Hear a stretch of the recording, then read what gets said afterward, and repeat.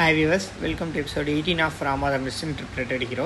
போன எபிசோடில் ராமர் லக்ஷ்மணன் ரெண்டு பேரும் விஸ்வாமித்திரர் கூட சித்தாஷ்டிரமத்துக்கு போனாங்கன்றதையும், சித்தாஷ்டிரமத்தில் ராமர் லக்ஷ்மணனுக்கு விஸ்வாமித்திரர் வாமனனோட சரித்திரத்தை சொன்னார்ன்றதையும் பார்த்தோம். இந்த எபிசோடு அதோட கண்டினியூட்டி தான்.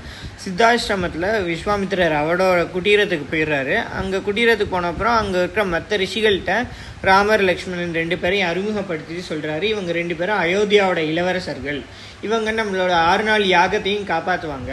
நம்மளாலேயே நம்ம நினச்சா நம்மளோட யாகத்தை பாதுகாத்துக்க முடியும். ஆனால் நம்ம தபஸில் இருக்கும்போது நடுவில் நம்ம சண்டை போடக்கூடாது. அதனால இவங்க நம்மளை காப்பாற்றுவாங்கன்னு சொல்லிட்டு விஸ்வாமித்திரர் அங்கேருந்து போயிடுறாரு. விஸ்வாமித்திரர் அவரோட யாகத்தை ஆரம்பிக்கிறாரு. யாகத்தை ஆரம்பித்ததுலேருந்து ராமரும் லக்ஷ்மணனும் அங்கே பாதுகாத்துட்ருக்காங்க. எப்படி பாதுகாக்கிறாங்கன்னா, லக்ஷ்மணன் ஒரே இடத்துலையே நின்று அந்த யாகத்தை பாதுகாக்கிறாரு. ராமர் அந்த இடத்த சுற்றி சுற்றி நடந்து வந்து பாதுகாக்கிறாரு. இது எப்படி இருக்குன்னா, எப்பவுமே கீழ் கண்ணிமை மூடாமல் இருக்கும். ஆனால் மேல் கண்ணிமை மட்டும் நம்ம சிமிட்டும் போது தூங்கும்போது எல்லா அப்பவும் மூடி திறக்கும். லக்ஷ்மணன் கீழே இருக்கிற கண்ணிமை மாதிரி ஒரே இடத்துல நின்றுட்டுருக்காரு. ராமர் அந்த இடத்த சுற்றி பாதுகாத்துட்ருக்காரு.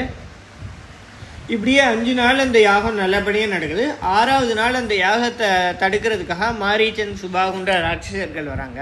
இந்த மாரீச்சனும் சுபாகும் தான் ராமர் இதுக்கு முன்னாடி வதம் பண்ண இந்த தாடகாவோட பசங்க. அவங்க அந்த யாகத்தை நிப்பாட்டுறதுக்காகவும் தாடகையை வதம் பண்ணதுக்கு பழி தீக்கிறதுக்காகவும் அங்கே வந்திருக்காங்க.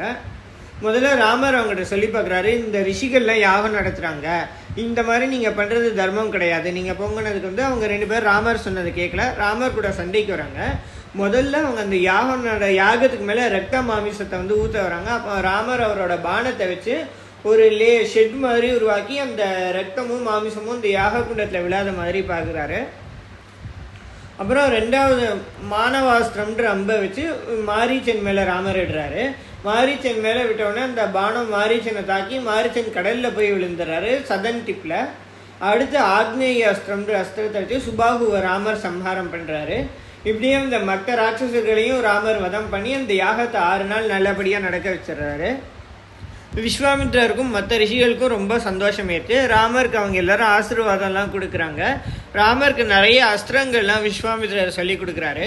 அதில் ஒரு அஸ்திரம் என்னென்னா, இப்போது நமக்கு ஆயுதமே இல்லைனாலும் நான் அந்த அஸ்திரத்தை ஏதாவது கீழே இருக்கிற ஒரு வஸ்து மேலே நம்ம முயற்சி பிரயோகப்படுத்தி அந்த எதிரி மேலே தாக்குனா அந்த வஸ்து கூட 1000 மாறும். அந்த மாதிரி ஒரு அஸ்திரத்தை விஸ்வாமித்திரர் ராமருக்கு சொல்லி கொடுக்குறாரு.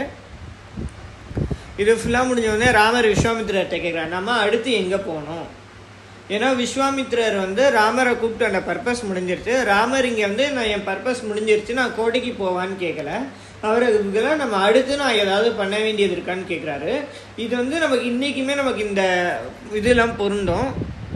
இதை கேட்டு சந்தோஷமாக விஸ்வாமித்திரர் சொல்கிறேன், நம்ம மிதிலைக்கு போனோம். மிதிலையோட ராஜாவான ஜனகன்ட்ட சிவதனுஷ் இருக்குது. அந்த சிவதனுஷ்க்கு பூஜைலாம் நடக்கும். அந்த பூஜையை பார்க்குறதுக்கு நம்ம போனோம். போகிற வழியில் நம்ம கங்கையை கடந்து போனோம். நம்ம கங்கா ஸ்நானம் பண்ணிட்டு கங்கையை பற்றிலாம் நம்ம நிறைய தெரிஞ்சுக்கிட்டே போவோம் அப்படின்னு சொல்லிட்டு ராமர் லக்ஷ்மணன் விஸ்வாமித்திரர் 3 பேரும் கங்கை கரையாக நடக்க ஆரம்பிக்கிறாங்க.